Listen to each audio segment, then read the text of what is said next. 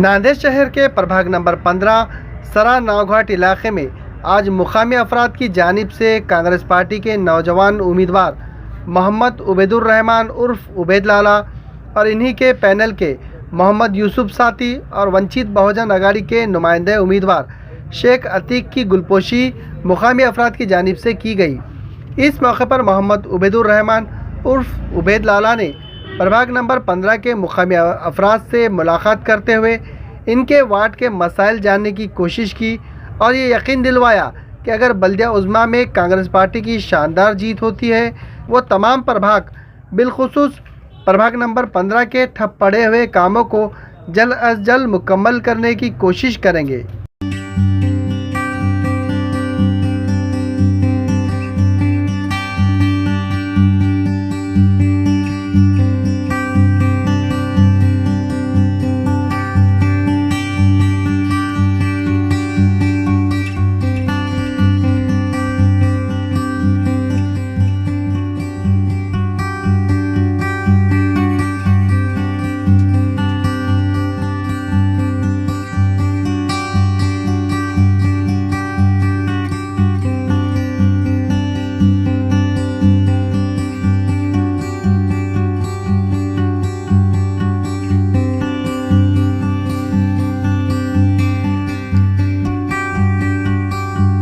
अल्हम्दुलिल्लाह सुम्मा अल्हम्दुलिल्लाह।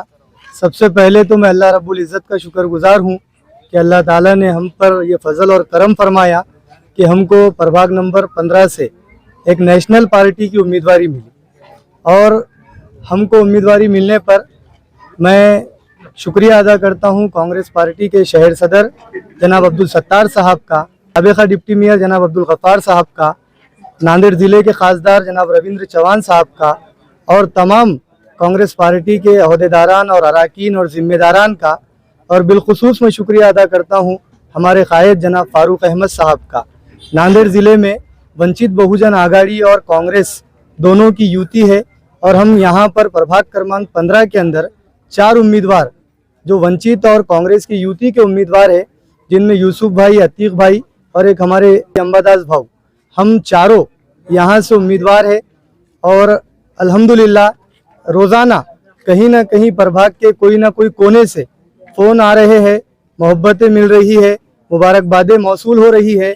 और उसी सिलसिले में गुज़िश्ता कल फतेह बुरुज पर हमारी गुलपोशी का एक प्रोग्राम हुआ था और आज यहाँ सरा नौघाट पर महमूद लीडर की सदारत में एक गुलपोशी का प्रोग्राम रखा गया था, जो हमारे अजीज़ दोस्त विखार पहलवान की मेहनतों और कोशिशों से अल्हम्दुलिल्लाह कामयाब रहा।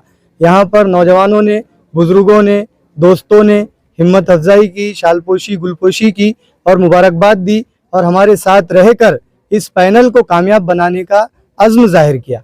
इस इलाके के मुकामी बाशिंदों से आपने बातचीत की, यहाँ के मसाइल जानने की कोशिश की, क्या कुछ नतीजे लगे कि जो साबिक़ा में जो कॉर्पोरेटर थे वो काम करे नहीं करे? क्या साबिक़ा में जो कॉर्पोरेटर थे उन्होंने काम तो यहाँ पर डेवलपमेंट का 0% किया।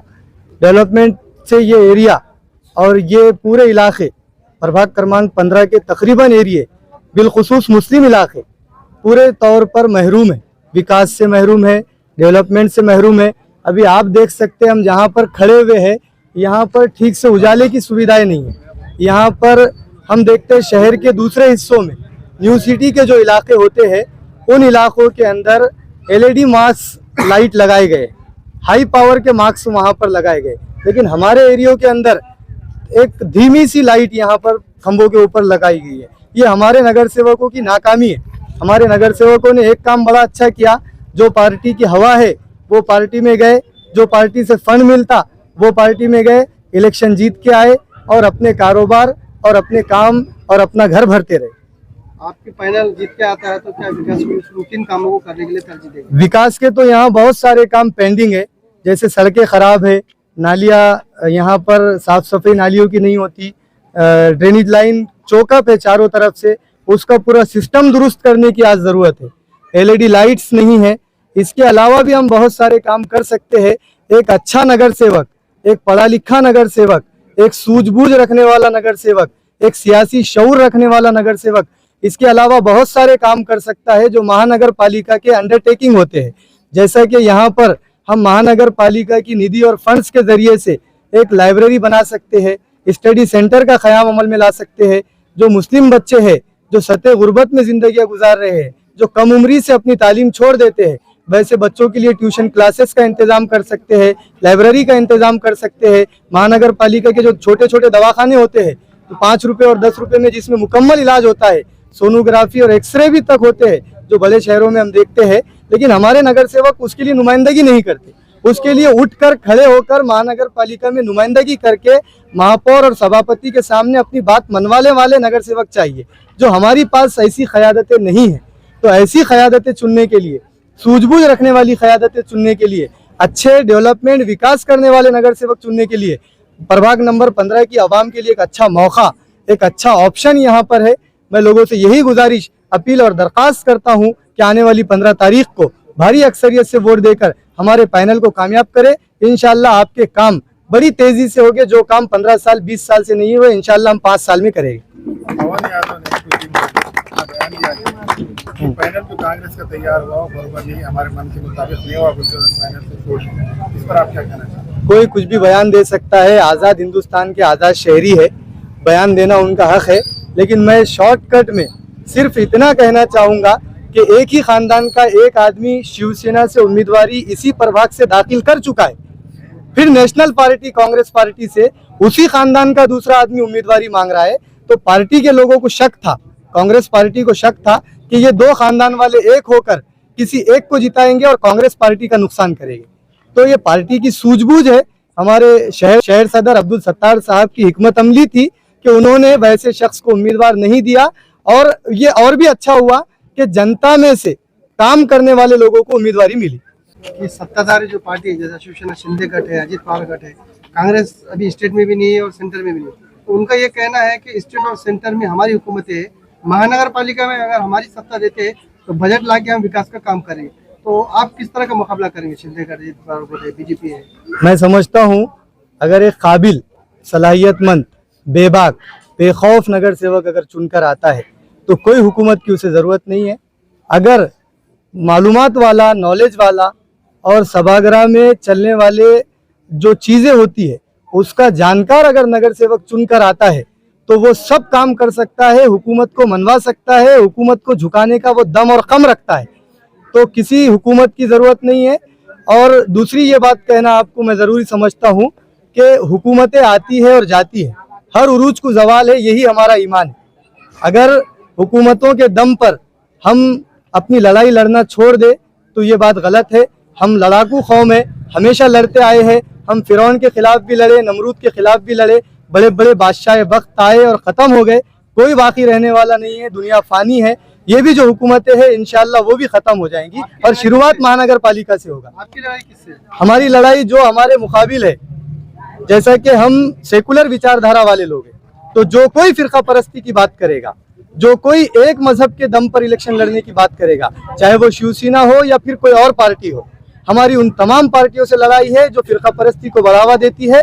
हमारी उन तमाम लोगों को हमारा साथ और समर्थन है जो सेकुलरिज्म को बचाने और उसकी बका के लिए आगे बढ़ रहा है।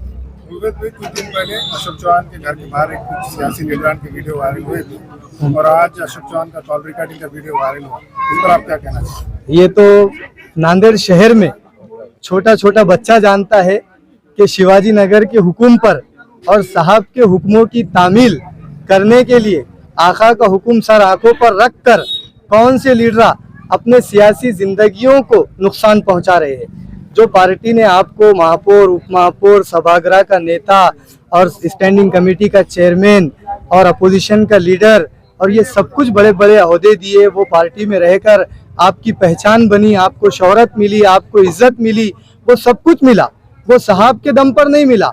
कभी नांदेड़ में अशोक चौहान मित्र मंडल नहीं था। अशोक चौहान जो पार्टी की क़यादत करते थे वो पार्टी कांग्रेस थी। तो कोई पार्टी ख़त्म नहीं होती। आज मैं हूँ, कल मैं ख़त्म हो जाऊंगा, लेकिन कोई पार्टी ख़त्म नहीं होती। तो वो एक लीडर था, एक पार्टी की नुमाइंदगी करता था, वो दूसरी पार्टी में चला गया, लेकिन पार्टी बाकी है। और पार्टी छोड़ने वालों से भी मैं यही कहूँगा कि आप चाहे किसी के चौखट पर जाए, किसी के दरवाजे पर जाए, करने वाली ज़ात अल्लाह की है। अगर हमारे मुक़द्दर में ये लिखा हुआ है तो कोई ताकत हमें रोक नहीं सकती। अस्सलाम वालेकुम रहमतुल्लाहि वबरकातुहू। यहाँ के सभी नौजवान और बुजुर्ग सबका मैं शुक्रिया अदा करता हूँ। उन्होंने हमको बुलाया, यहाँ पर हमारी गुलपोशी की और मैं इनका तहे दिल से शुक्रिया अदा करता हूँ। इंशाअल्लाह हम चारों भी ऐसा काम करेंगे इंशाअल्लाह कि आपको एक ने कोई चीज़ है कि नहीं कमी पेशी नजर नहीं आएंगी हमारे कामों में। और इंशाअल्लाह मैं हमेशा काम करते हुए आया हूँ और काम करते ही रहूँगा। आज मैं 13 साल से कौम की खिदमत कर रहा हूँ बिना मफाद के, बिना इसके। आज अल्लाह ने एक मौका दिया आप तमाम लोगों को कि मेरा और मेरे पैनल का साथ दे। और हमें पार्टी के सदर, राष्ट्रीय सदर आली जनाब प्रकाश अम्बेडकर का मैं शुक्रिया अदा करता हूँ कि मुझे एक मुसलमान को यहाँ से उम्मीदवारी दी। और तमाम हमारे पार्टी के लोगों का भी शुक्रिया अदा करता हूँ मैं। हमारे भोसीकर साहब है, शिवा भाव नलंकर है और श्याम भाव है, और हमारे नेता मेरे सदर आली जनाब फारूक अहमद साहब का मैं शुक्रिया अदा करता हूँ जो उन्होंने मेरे ऊपर भरोसा किया और मुझे उम्मीदवारी दी। इंशाअल्लाह मुझे एक नहीं आप तमाम से एक ही अपील करूंगा कि फारूक सर की उम्मीद को आप नाकाम मत करो। हमेशा फारूक सर कौम के लिए लड़ते रहे हमेशा, और फारूक सर इंशाअल्लाह आने वाले आमदार भी रहेंगे। इंशाअल्लाह ये बारी में आप लोगों के वोट मिलेंगे तो इंशाअल्लाह उन्हें जरूर आमदार बनेंगे। आप मुझे नगर सेवक बनाओ हमारे पैनल को, इंशाअल्लाह हम फारूक सर को भी आमदार बनेंगे। मैं अल्लाह का शुक्र अदा करता हूँ कि जितने भी हमारे भाई है, बुजुर्ग है, इन सबका शुक्र अदा करता हूँ कि उन्होंने हमको यहाँ पर बुलाए और गुलपोशी करे।